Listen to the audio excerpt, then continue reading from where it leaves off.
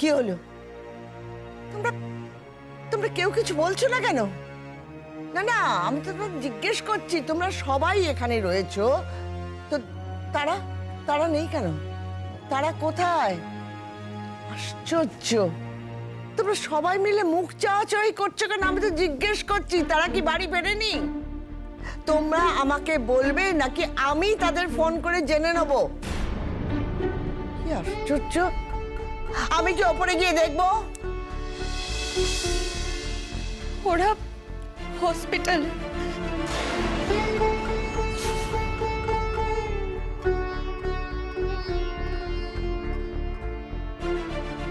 হাসপাতালে? কেন? কেন? ওদের কি হয়েছে? বড় বৌমা, বড় বৌমা চুপ করে থেকো না, দয়া করে বলো ওদের কি হয়েছে। মা মা শোনো, তুমি এরকম টেনশন করো না, তাতে তোমার আবার শরীর খারাপ করবে। তোমরা আমার কাছে লুকোলে আমার শরীরটা আরো বেশি করে খারাপ করবে। কেন বুঝতে পারছো না?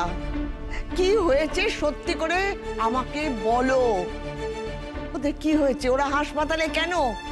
মা তাদের কিচ্ছু হয়নি, তারা সব ঠিক আছে। তাহলে তাহলে কার কি হয়েছে? তাহলে কি জন্য তারা হাসপাতালে গেছে? মা মা মেঘের একটা অ্যাক্সিডেন্ট হয়েছে, তাই ওকে একটু হাসপাতালে নিয়ে যাওয়া হয়েছে, তাই নীল আর লাল ওইখানে গেছে।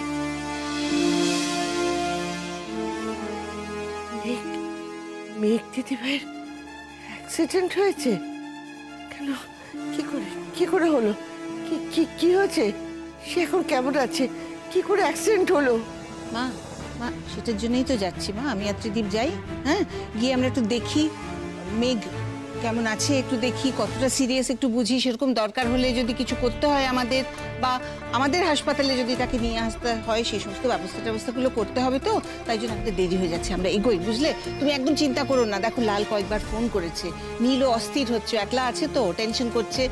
আমরা গেলে একটু শান্তি পাবো, বুঝেছো? আমরা যাই, তুমি একদম চিন্তা করো না। আমিও যাবো। কি? হ্যাঁ, আমি তোমাদের সঙ্গে হাসপাতালে যাব। মা, তুমি এখন গিয়ে কি করবে? এখন তো কারোর সঙ্গে ওকে দেখাও করতে দেবে না। ওকে হয়তো এখন ইন্টেনসিভ কেয়ারে রাখবে, সেটা দেখে তোমার আরো কষ্ট হবে তখন। এখন তোমার যাওয়ার কোনো দরকার নেই। কি অ্যাক্সিডেন্ট হয়েছে? কিভাবে অ্যাক্সিডেন্ট হয়েছে? কিভাবে অ্যাক্সিডেন্ট হয়েছে বলো না। এই রাত্রিবেলা অ্যাক্সিডেন্ট হলো কিভাবে? দেখো, আমার কাছে কোনো কথা লুকিয়ে লাভ নেই, সেটা তোমরা ভালো করেই বুঝতে পারছো। কি অ্যাক্সিডেন্ট হয়েছে আমাকে বলছো না কেন তোমরা?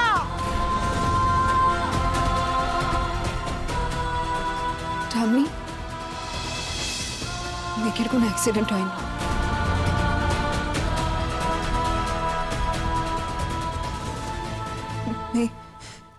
মেঘ সুইসাইড করার চেষ্টা করে।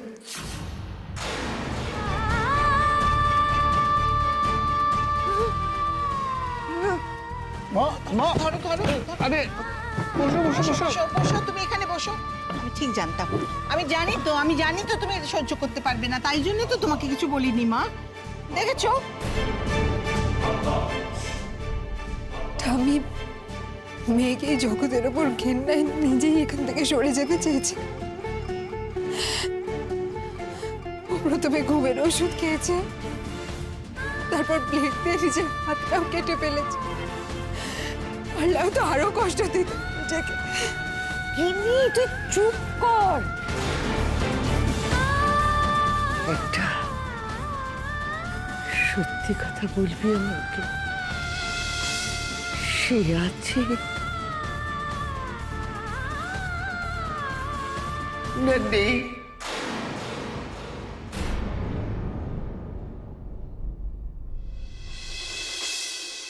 আমার মেয়ে ডক্টর,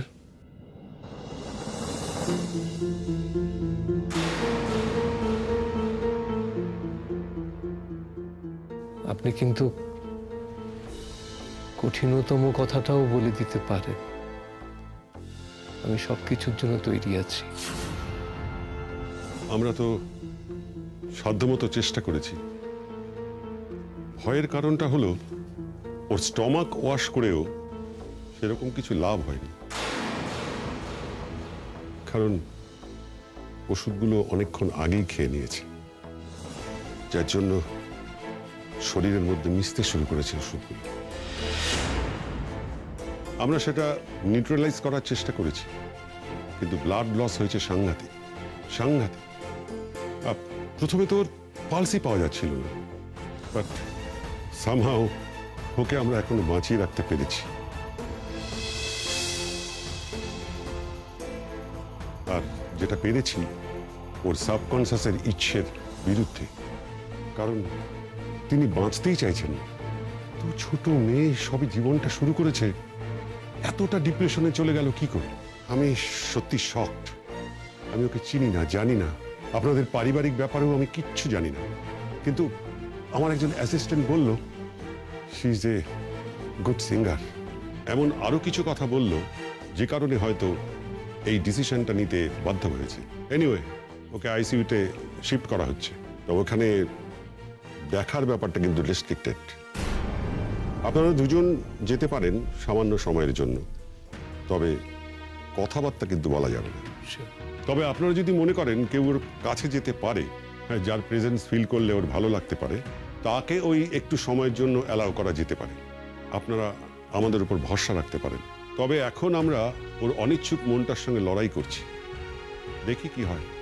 ডাক্তারবাবু, আমরা কি ওকে এখন একটু দেখতে পারি? মানে আমি না গেলেও চলবে, ওর বাবাকে একটু দেখতে যেতে পারে? হ্যাঁ, না, দেখতে যেতে পারে, কিন্তু বাইরে থেকে, ভেতরে কিন্তু ঢুকতে দেওয়া যাবে না। আইসিইউর বাইরে গিয়ে অপেক্ষা করুন, পেশেন্টকে ওখানে নিয়ে যাওয়া হচ্ছে। অনিন্দ, তুমি যাও। হ্যাঁ? যাও। মধুমিতা, তুমি আমার সঙ্গে এসো।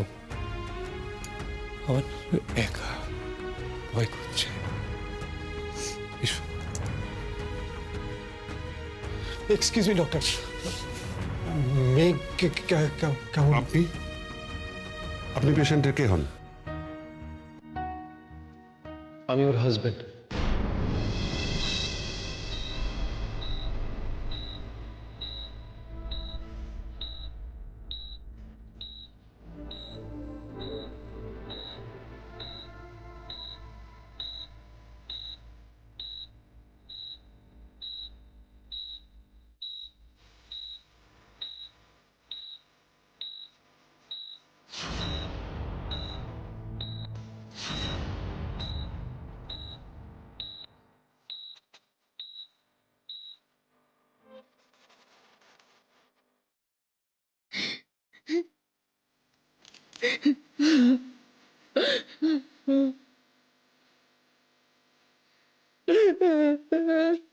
কেঁদো না মধুমিতা,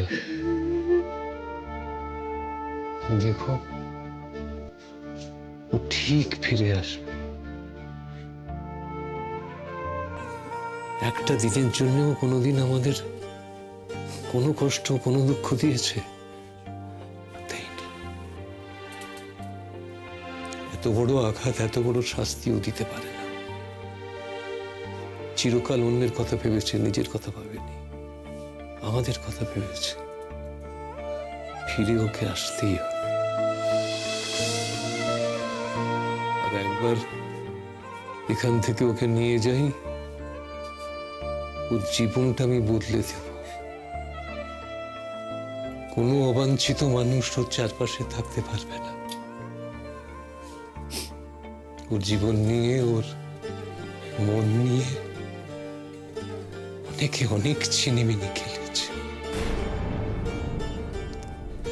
আর নয়।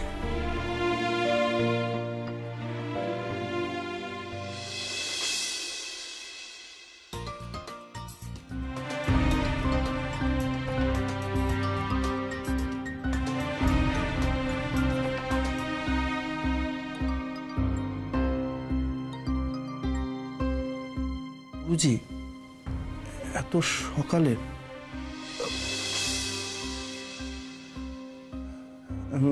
হ্যাঁ গুরুজি, বলুন। বিষ্ণু, তুমি এখন কোথায়? কেন গুরুজি, কিছু হয়েছে? আমি তো বাড়িতে। আমি কি আপনার কাছে যাব? তুমি এখনো বাড়িতে? ঈশ্বর, তুমি কোনো খবর জানো না? কিসের খবর গুরুজি? আমি তো কিছু বুঝতে পারছি না। বলছি, মেঘের খবর কিছু জানো না তুমি? মেঘ? মেঘের কি হয়েছে? গুরুজি গুরুজি ও ঠিক আছে তো? জিষ্ণু কেউ ভালো থাকলে ঠিক থাকলে আমি সকালবেলা তার কথা জিজ্ঞেস করি ফোনে। শোনো Jishnu, there is a bad news, very bad. মেঘ আত্মহত্যা করার চেষ্টা করেছে।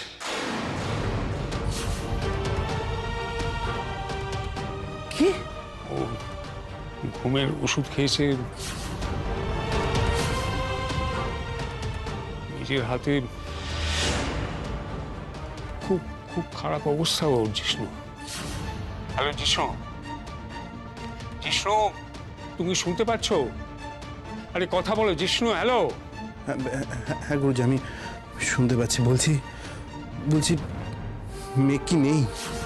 তুমি সিটি হসপিটালে চলে এসো এক্ষুনি, আমি ওখানে পৌঁছচ্ছি। তুমি সময় নষ্ট না করে তাড়াতাড়ি চলে এসো। গুরুজি আপনি বলছেন না কেন? মেঘ ঠিক আছে তো? মেঘ বেঁচে আছে তো? আমি জানি না, আমি কিচ্ছু জানি না জিষ্ণু।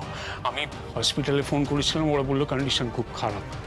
আমাকে প্রেসে 2-3 জন ফোন করে খবরটা দিয়েছে, এর বেশি আমি আর কিচ্ছু জানি না। শোনো, আমি এখন রাখছি, আমি যাচ্ছি, তুমি যত তাড়াতাড়ি সম্ভব চলে এসো। রাখছি আমি। ও hello hello hello Jishnu, Jishnu আছো? হ্যাঁ আমি। তুমি তৈরি হয়ে নাও, আমি আধ ঘন্টার মধ্যে তোমাকে তুলে নিচ্ছি, ঠিক আছে? রাখছি।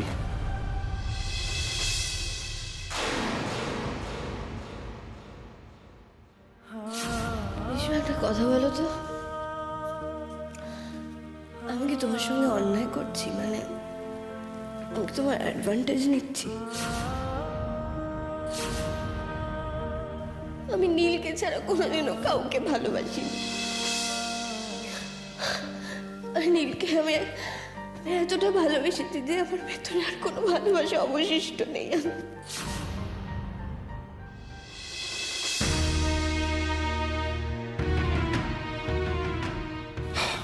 দাদা ভাই কিছু কিছু কিছু বললো? জ্ঞান ফিরেছে? দাদা ভাই একটু সময় লাগবে। কত সময় লাগবে রে? আর কত সময় লাগবে? প্লিজ একটু শান্ত হয়, এইভাবে ভেঙে পড়লে তো মুশকিল। বলছি আমাকে ভেতরে যেতে দেবে? একবারের জন্য ভেতরে যেতে দেবে? আমি ওর ঘরে ঢুকবো না, আমি বাইরে থেকে। দাদা ভাই প্লিজ ট্রাই টু আন্ডারস্ট্যান্ড। বৌদি আইসিইউতে আছে, আঙ্কেল আন্টিও সেটার বাইরে অপেক্ষা করছে, আর ওখানে তো দুজনের বেশি কাউকে থাকতেও দেবে না। দাদা ভাই দেখ, তুই শান্ত না হলে কিন্তু তোকেও রাখা যাবে না এখানে। আমি শান্ত আছি লাল, আমি শক্তই আছি, তুই আমাকে নিয়ে ভাবিস না। বাড়ি গিয়ে একটু চা খাবি? না, আমি এখান থেকে কোথাও যাব। মেয়েটা আমার জন্য করলো না রে, আমার জন্য করলো, তাই না রে? দাদা ভাই এইসব কথাগুলো এখন বলে কোনো লাভ আছে? তুইও তাই মনে করিস না? মেঘ আমার জন্যই। দাদা ভাই প্লিজ। ও বাঁচতে চাইছে না রে লাল, ও বাঁচতেই চাইছে না। ওর এত রাগ, এত অভিমান, এত ঘেন্না। একবার যদি ওকে বোঝাতে পারতাম না। আরে ও আমাকে সেই সুযোগটা দেবে না। না তুই বাড়িতে জানিয়েছিস? হ্যাঁ, তুই একটু বস, আমি একটা ওয়ার্ড বয়ের সাথে একটু চ্যানেল করেছি আর কি। আমাকে বললো ভেতরের খবর টবর দেবে। তুই একটু বস, আমি ভেতর থেকে কথা বলে আসছি। হ্যাঁ যা যা যা, খবর না, খবর। দেখ গিনি, তুই তো ঠিকই বলছিস, এই রিসর্ট কাণ্ডের পেছনে রূপের তো হাত আছেই, কিন্তু আমার মনে হয় দাদা ভাইও ঠিক বলছে। রূপ শুধু একা না, রূপের সাথে ময়ূরী দিয়েও জড়িত আছে। রূপ এটা একা করতে পারে।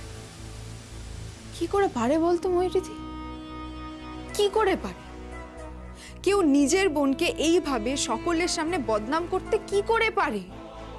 মেঘের গায়ে এমন ভাবে কাদা ছেটালো যে মেঘ সেই অপমানটা সহ্য করতে না পেরে আত্মহত্যার পথ বেছে নিল। দেখ গিনি, ময়ূরীদের কাছে যে তার বোন, মা, বাবা এসব সম্পর্কের কোনো ভ্যালু নেই সেটা তো আমরা জানি। আর ময়ূরীদের কাছে এটা নতুন নাকি? ময়ূরীদের এর আগেও মেঘের গায়ে কাদা ছেটানোর চেষ্টা করেছে, ওকে বদনাম করার চেষ্টা করেছে। আর শুধু তাই না, জিষ্ণুকে নিয়েও অনেক উল্টোপাল্টা খবর। অবশ্য তারপরে কিছু একটা হওয়াতে ও মাপটাপ চেয়ে নিয়েছিল। আচ্ছা গিনি, তুই একটা জিনিস খেয়াল করেছিস? ময়ূরী দে ওখানে কেন গেল হঠাৎ করে? ও মজা দেখতে গিয়েছিল, আর ওখানে গিয়েছিল ইন্ধন জোগাতে। কিনি ওদের না ধরা দরকার, ওই দুজনকে সবার সামনে এক্সপোজ করা দরকার। ওরা মানুষ না রে, ওরা মানুষ রূপী শয়তান। তাহলে দেখ না, যার সাথে অন্যায়টা হয়েছে আজ তার কি অবস্থা, আর যারা অন্যায়টা করেছে তারা তো দিব্যি ঘুরে বেড়াচ্ছে। কি করব আমি? কি করব? কি করলে ধরতে পারবো এদের দুজনকে? কি করে প্রমাণ দেব সবাইকে? মিস্টার গাঙ্গুলি, হ্যাঁ, আমাদের কাছে খবর আছে আপনার স্ত্রীকে গতকাল এই হসপিটালে ভর্তি করা হয়েছে। উনি নাকি সুইসাইডের চেষ্টা করেছেন, এই বিষয়ে আপনি কি বলতে চান? উনি কেন এমন ঘটনা ঘটালেন এই বিষয়ে আপনার কি মনে হয়? মেঘ রায় কেন আত্মহত্যা করলেন? ওনার আর জিষ্ণু সেনের সেই কাহিনী সবার সামনে চলে এসেছিল বলে? স্ক্যান্ডেলটা এইভাবে সবার সামনে চলে এলো বলে? মিস্টার গাঙ্গুলি, আমাদের জবাব দিন, মেঘ রায় এখন কেমন আছেন? কি আপনারা কারা? এখানে কি করছেন? এটা হাসপাতাল না অন্য কিছু? হ্যাঁ, চলুন বেরোন। তরুণী বাবু, মেঘ রায় কি সত্যি সত্যি আত্মঘাতী হয়েছে? কেউ আত্মঘাতী হয়নি। এই আপনি কি করছেন? চলো বেরোন এখান থেকে, বেরোন। আপনি এইভাবে আমাদের গায়ে হাত দিতে পারেন না। Security, security! এখানে কি হচ্ছে? এটা হাসপাতাল না অন্য কিছু? বের করুন এদেরকে। এক মিনিট। সৌনীল বাবু, জিষ্ণু সেন এখন কোথায় আছেন? তিনি কি গা ঢাকা দিয়েছেন? আপনার সাইলেন্স কি তাহলে আমরা হ্যাঁ বলে ধরে নেব? আপনার সঙ্গে ঝামেলার কারণেই কি মেঘ রায় সুইসাইড করতে চেষ্টা করেছেন? কি হলো? আপনি জবাব দিন, উত্তর দিন। উত্তর দিচ্ছেন ও না কেন? কোনো উত্তর দেবে না। ও কোনো উত্তর দেবে না আপনাদেরকে। আপনারা বেরোন এখান থেকে। এই তো ডক্টর গাঙ্গুলি, আচ্ছা আপনারা কি আপনাদের পুত্রবধূ মেঘ রায়ের অবস্থা জানতে এসেছেন? উনি এখন কেমন আছেন? ওনার অবস্থা সম্পর্কে আমাদের কিছু জানাতে পারবেন? ডক্টর গাঙ্গুলি, এই সম্পর্কে আপনার কি মতামত? এক মিনিট, একদম চুপ। লাল, ঠামিকে নিয়ে গিয়ে ভিতরে বসা। এই শুনুন আপনারা শুনুন তো। ঠামি এসো তুমি। সব সময় তখন থেকে তুমি বসো এখানে। আপনারা এই হসপিটাল প্রেমাইসেসের ভেতরে কার পারমিশন নিয়ে ঢুকেছেন? আর সিকিউরিটি ডিউটিতে ছিলেন না আপনারা? ম্যাডাম, আমাদের কিন্তু এইভাবে নিউজ কালেক্ট করতে হয়। হসপিটাল আমাদের কোনো আপডেট দিচ্ছে না। আপনাদের নামগুলো আমাকে বলুন তো, কোন মিডিয়া হাউস থেকে নিউজ করতে এসেছেন আপনারা? আপনাদের নামে ঠিক জায়গায় কমপ্লেন করব আমি।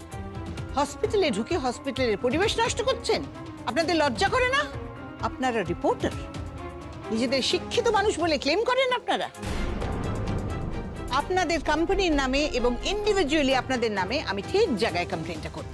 ম্যাডাম, আমরা কিন্তু আমাদের ডিউটি করছি। আপনাদের ডিউটি এরিয়া হসপিটালের ভেতরে নয়, ওই গেটের বাইরে।